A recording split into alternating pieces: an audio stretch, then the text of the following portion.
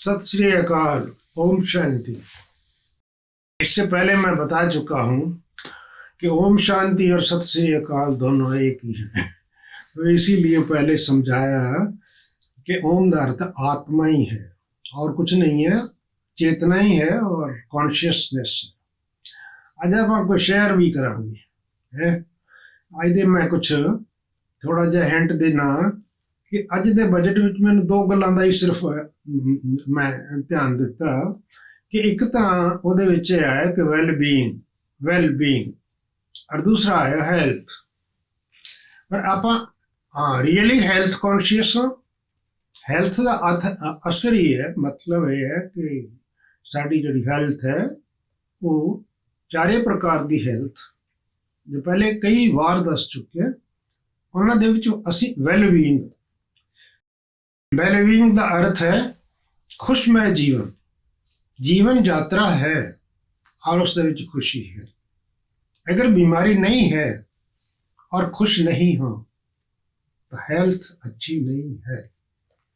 इस वास्ते साड़ी सरकार ने भी कई इस उत्ते टिप्पणी की कि अच्छे अच्छे हॉस्पिटल भी खोले जाएंगे और ICU भी खोले जाएंगे, एमरजेंसी हॉस्पिटल भी खोले जाएंगे और एजुकेशन के सिस्टम में भी बहुत अच्छा बनाया जाएगा। दोनों गल्लां दे उत्ते विचार चलिया कि एक तो मैं इस तो पहले एपीसोड में जोड़ा दिता है कि समाजिक स्वास्थ्य की कड़ी नूं मैं चालू रखिया सी कि की असीं समाज दे विच पहला समाजिक स्वास्थ्य की शुरुआत कित्थों होंदी है। समाजिक स्वास्थ्य की शुरुआत मेरे तो होंदी है। जे मैं अज समाज वाल उंगल करदा हाँ, मैं समाज नूं चेंज नहीं कर सकता, वातावरण नूं मैं चेंज नहीं कर सकता। परिवर्तन युग है, परिवर्तन हुंदे ही आया है। चारे स्टेजेस दे विच दी आपां गुजरे, आपां नूं परिवर्तन का पता ही नहीं लग्या। गोल्डन तो सिल्वर, सिल्वर तो तांबा, तांबे तो लोहा, लोहे नूं असीं कहने तां फरदान स्टेज। अज परिवार का मुखिया जो मालिक है वो स्वयं ही बेचारा खुश नहीं है। उसके अंदर चिंता दी रेखाएं उहदे मस्तक दे उत्ते होंदियां। तो पहला अगर मुखिया खुश रहेगा तो उहदे बच्चे उन्हें देख के खुश होंगे और पत्नी भी उसके कारोबार में देख करके खुश है। आज संसार के अंदर अनेक प्रोफेशन हैं, छोटे तो छोटे भी हैं, बड़े तो बड़े भी। एक बंदा अपना मजदूरी करके बड़ी मुश्किल ना पेट भर रहा है, अपने बच्चों का पेट भर रहा है और इस तरीके नाल ही और उसके अंदर की जिहड़ी सोच है वो चिंताजनक बनी रहती है कि अज का टाइम तो पास हो गया, कल किस तरह हो। इन्हां दे उत्ते असीं विचार करिए कि जो चिंता है इसनूं यह भी कहा गया कि चिंता चिखा बराबर है, चिंता जैसा रोग नहीं। चिंता नूं दूर करने वास्ते सानू सिस्टम नूं समझना ही पएगा। इस तो पहला भी मैं दस चुका हूं कि एक परिवार का मुखिया अगर अंतर मन तो खुश है, बेशक वो जिस दिशा दे विच भी गुजर रहा है, जो उहदे इनकम सोर्सिस हैं, उस आमदन तो ही उन्होंने खुश रहना चाहिए। क्योंकि असी दूसरे नूं देख करके दुखी नहीं हो सकते, पर अज असी अपने मन की अवस्था नूं समझिया नहीं। मेरा ज्यादा फोकस इस वास्ते रहा है कि मन खुश, मन सुखी और मन के अंदर शुभ भावना, शुभकामना और इन्हां चीज़ों को समझने वास्ते इस दे उत्ते प्रकाश भी पाया। ਕਿ ਸਭ ਤੋਂ ਪਹਿਲਾਂ ਇਹ ਚੀਜ਼ ਹੈ, ਇਹ ਤਿੰਨੇ ਚੀਜ਼ਾਂ ਮਨ ਦੇ ਜਿਹੜੇ ਵਿਚਾਰ ਹੈ, ਹਰ ਇੱਕ ਵਿਚਾਰ ਜਿਹੜਾ ਹੈ ਉਹ ਸਾਡਾ ਰਿਕਾਰਡਡ ਵਿਚਾਰ ਹੈ। ਇੱਕ ਵਿਚਾਰ ਬਾਡੀ ਦੇ ਟੋਟਲ ਬਾਡੀ ਦੇ ਸੈੱਲਾਂ ਨੂੰ, ਬ੍ਰੇਨ ਦੇ ਸੈੱਲਾਂ ਨੂੰ ਔਰ ਵਾਤਾਵਰਣ ਦੇ ਵਿੱਚ ਆਪਣੀ ਵਾਈਬ੍ਰੇਸ਼ਨ ਫੈਲਾ ਦਿੰਦਾ ਹੈ। ਤੇ ਪਹਿਲੇ ਅਸੀਂ ਆਪਣੇ ਆਪ ਨੂੰ ਇਸ ਗਿਆਨ ਦੁਆਰਾ ਔਰ ਇਸ ਮੈਡੀਟੇਸ਼ਨ ਦੁਆਰਾ ਆਪਣੇ ਮਨ ਨੂੰ ਸਸ਼ਕਤ ਬਣਾਈਏ। ਮਨ ਦੇ ਨਾਲ ਜਿਹੜੀ ਚੀਜ਼ ਜੁੜੀ ਹੋਈ ਹੈ, ਜਿਹੜੀ ਮਨ ਨੂੰ ਨਿਯੰਤਰਣ ਕਰਦੀ ਹੈ, ਜਿਹੜੀ ਮਨ ਨੂੰ ਕੰਟਰੋਲ ਕਰਦੀ ਹੈ, ਉਹ ਚੀਜ਼ ਨੂੰ ਸਮਝਣਾ ਵੀ ਜ਼ਰੂਰੀ ਹੈ। ਆਲ ਓਵਰ ਮਨ ਦਾ ਕੰਟਰੋਲ, ਆਲ ਓਵਰ ਬੁੱਧੀ ਦਾ ਕੰਟਰੋਲ, ਆਲ ਓਵਰ ਸਾਡੇ ਸੰਸਕਾਰਾਂ ਦਾ ਕੰਟਰੋਲ, ਸਾਡੀ ਚੇਤਨਾ ਆਤਮਾ ਦੇ ਵਿੱਚ। ਅਗਰ ਆਤਮਾ ਸ਼ਕਤੀਸ਼ਾਲੀ ਨਹੀਂ ਹੈ, ਉਸਦੇ ਵਿਚਾਰ ਘਟੀਆ ਹਨ, ਉਹ ਬਾਹਰੀ ਵਾਤਾਵਰਣ ਤੋਂ ਪ੍ਰਭਾਵਿਤ ਹੋ ਕਰਕੇ ਆਪਣੇ ਆਪ ਨੂੰ ਉਦਾਸ, ਨਿਰਾਸ਼ ਔਰ ਦਿਲ ਸ਼ਿਕਸਤ ਮਹਿਸੂਸ ਕਰਦਾ ਹੈ, ਤਾਂ ਉਹ ਐਂਜ਼ਾਇਟੀ ਦਾ ਰੂਪ ਲੈ ਕਰਕੇ ਆਖਰ ਉਹ ਡਿਪਰੈਸ਼ਨ ਦਾ ਰੂਪ ਧਾਰਨ ਕਰਦਾ। ਔਰ ਆਪਾਂ ਜਾਣਦੇ ਹੀ ਹਾਂ, ਅੱਜ ਡਿਪਰੈਸ਼ਨ ਦੇ ਕੇਸਾਂ ਨੂੰ ਕੰਮ ਕਰਨ ਦਾ ਦਿਲ ਨਹੀਂ, ਪਰਿਵਾਰ ਵਿੱਚ ਖੁਸ਼ੀ ਨਹੀਂ, ਪਰਿਵਾਰ ਨੂੰ ਚਿੰਤਾ, ਅਸੀਂ ਕਿਹਦਾ ਸਹਾਰਾ ਲੈ ਲਿਆ। ਮੈਂ ਦੇਖਿਆ ਹੈ ਕਿ ਅੱਜ ਤੋਂ 50-60 ਵਰਸ਼ ਪਹਿਲਾਂ ਮਨੋਰੋਗ ਦੇ ਮਾਹਰਾਂ ਦੇ ਪਾਸ ਬਹੁਤ ਹੀ ਘੱਟ ਕੇਸ ਜਾਂਦੇ ਸਨ, ਕੈਜੂਅਲ ਕੇਸ। ਕਈ ਵਾਰੀ ਹੱਸ ਕੇ ਕਹਿੰਦੇ ਸਨ ਕਿ ਉਹ ਤੇ ਪਾਗਲਾਂ ਦੇ ਡਾਕਟਰ, ਅਸੀਂ ਕਿਹੜੇ ਪਾਗਲ ਹਾਂ।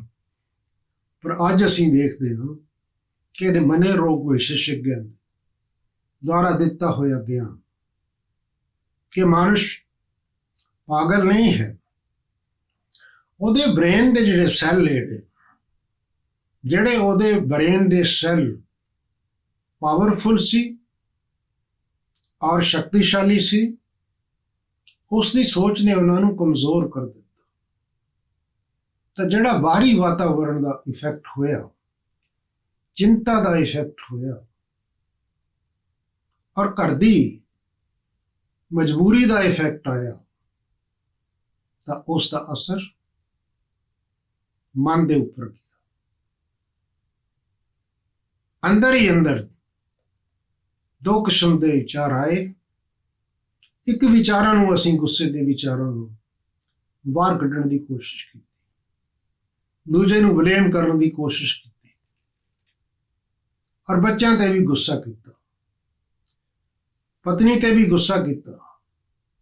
ਅੱਜ ਜਿਸ ਆਫਿਸ ਦੇ ਵਿੱਚ ਮੈਂ ਕੰਮ ਕਰਦਾ, ਬੇਸ਼ੱਕ ਉਹ ਅਧਿਕਾਰੀ ਦਾ ਕੰਮ ਹੈ, ਬੇਸ਼ੱਕ ਉਹ ਮਜ਼ਦੂਰ ਦਾ ਕੰਮ ਹੈ, ਉੱਥੋਂ ਵੀ ਮੈਂ ਸੰਤੁਸ਼ਟ ਨਹੀਂ।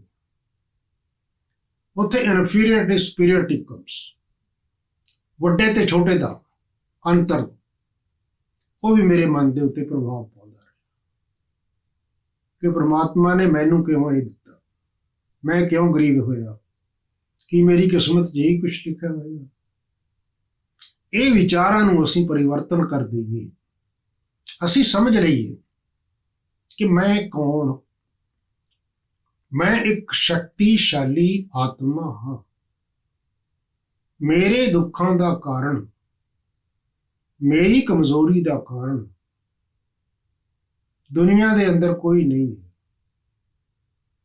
ਅਗਰ ਮੈਂ ਆਪਣੇ ਆਪ ਨੂੰ ਆਪਣੀ ਇਨਸਲਟ ਨਾ ਕਰਾਂ,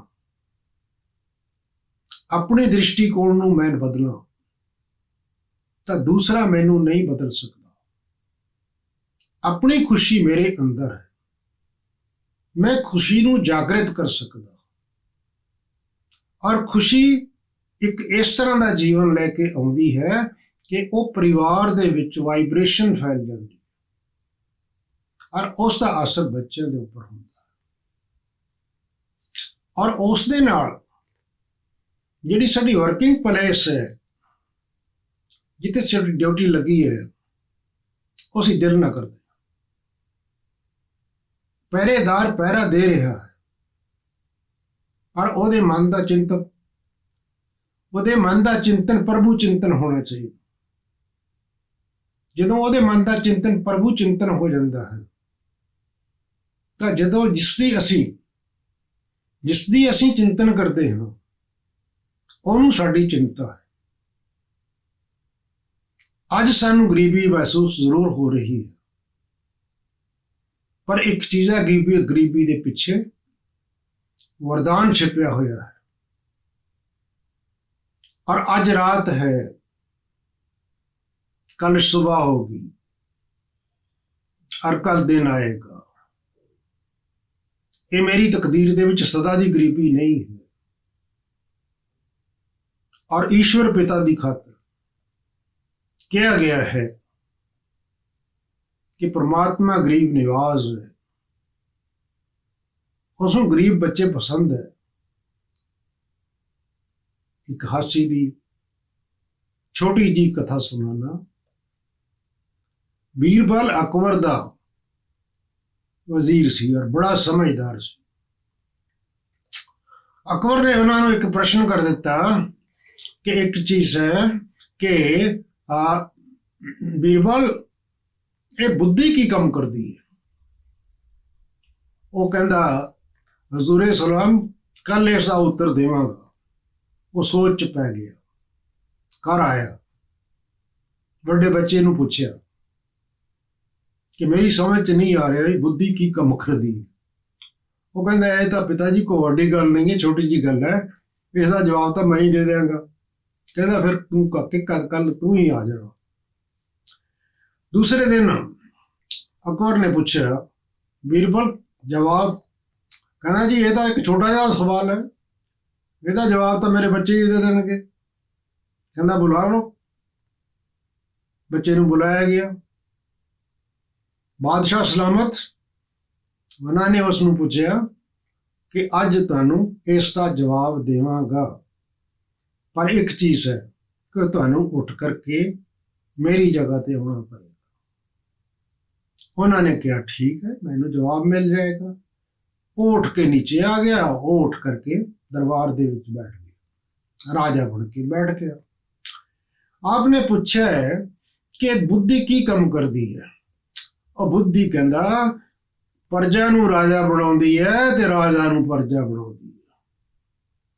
तुसीं समझ गए होंगे कि राजा प्रजा दी जगह दे जाके बैठा ते प्रजा दी जगह दे विचों उठ के काका राजे दे स्थान ते बैठ गया।